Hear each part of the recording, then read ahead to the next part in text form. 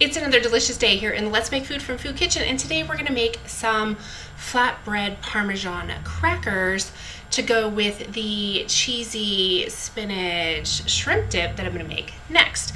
So we're just going to jump right into it.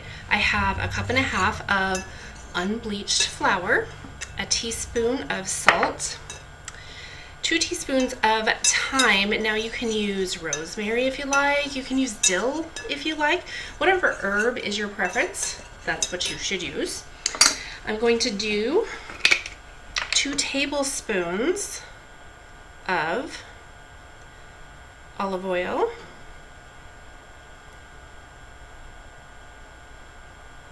okay. Now I need to kind of get this together. It'll be a little clumpy and lumpy because it's just a little bit of oil and the flour and salt and whatnot. But it'll be crumbly, which is what you want at that stage. I need a half a cup of fresh grated Parmesan.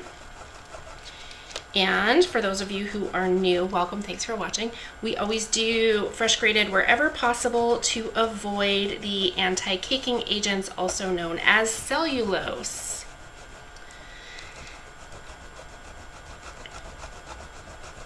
Just making a mess. I'm just gonna do it over here. Oh, that's almost perfect. That's perfect. That was perfect.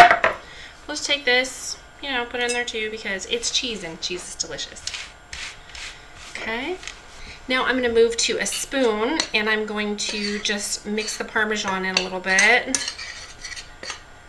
Okay, and that just coats it with the flour a little. Now this is cold water. Don't have ice, but you need cold water, half a cup. And we are going to mix that in as well. Now another ingredient you don't see here that you can add is pepper, and that is to your taste as much as you would like. We want to get this mixed in completely so that it's a dough consistency and into a ball. And I start it this way so it doesn't stick to my fingers so much, but I usually end up going in with my hands once most of the moisture has stuck to some flour. I have a baking sheet with a torn piece of parchment paper. That is optional. It makes for easier cleanup and it doesn't stick. Your crackers won't stick without using oil, additional oil, because there's a little in there. As you know, you saw me put it in. It's also in the recipe. Okay, it's time to get rid of this spoon. And we just need to work this into a ball. Okay, it's soft. It is not tacky, sticky. Okay, we just want to make sure everything's nice and mixed in. You don't need to knead it. You just need to get it all into one cohesive ball. And if it's not sticking into a ball, then you're not done.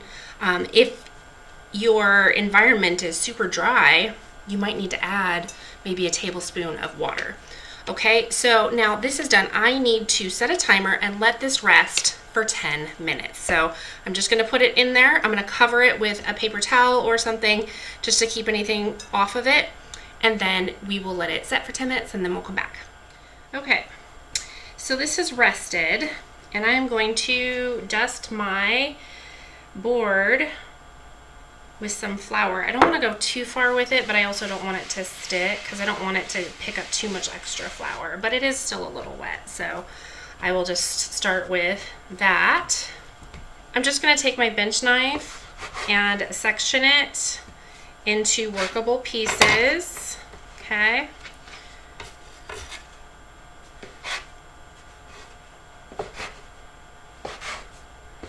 Okay, these can go back in the bowl out of my way while I work these other pieces, okay? And what we want to do is flatten them down as much as we can, okay? So these are flatbread crackers, so we want to get them flat, okay? And you're just going to work your rolling pin. If you have to dust it a little bit more. Now, if you are rolling it and you find that see how it's shrinking back up, that is a good indication that we need to let it rest for a couple more minutes. So I'm going to do that. I'm just going to set this back on here because it needs a few more minutes and then I'll come back. We're back for crackers. I did one off camera, not realizing I was doing it off camera because I forgot that I had turned it off. instead of just waiting and I look up and there's no red light. So sorry about that. Obviously I got one done nice and thin. You want to get these as thin as you can, and you're going to bake them for about 5 minutes a piece. You want to watch them so they don't burn, but they are really thin so it doesn't take long. And then if you can let them air dry for another couple of hours, that's great.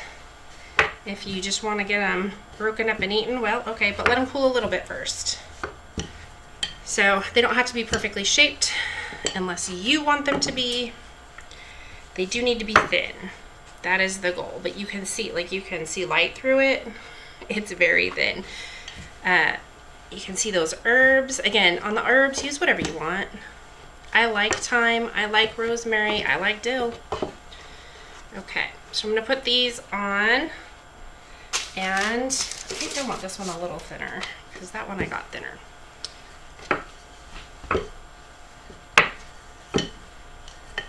Okay, so I'm gonna put this on, put it in the oven. I'm gonna get these baking while I roll out some more. So set a timer for maybe 4 minutes, and then you can always add an extra minute if you need to. Crackers are done, and as you can see, I have varying degrees of char. This is what happens when I start washing dishes and think they need another minute and I won't forget.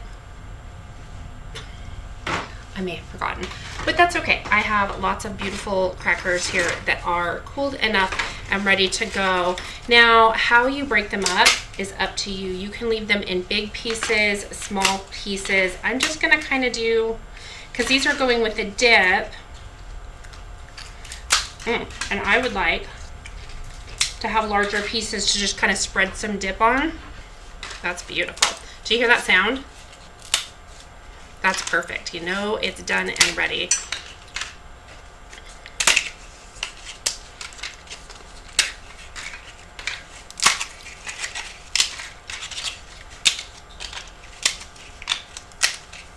Okay.